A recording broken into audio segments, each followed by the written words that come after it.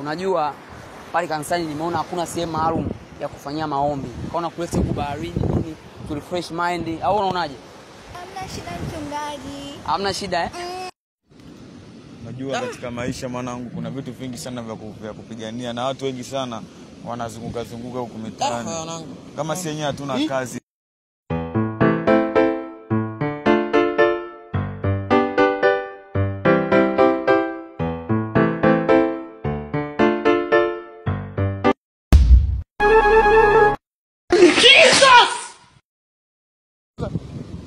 Mchungaji, haipendezi hiyo.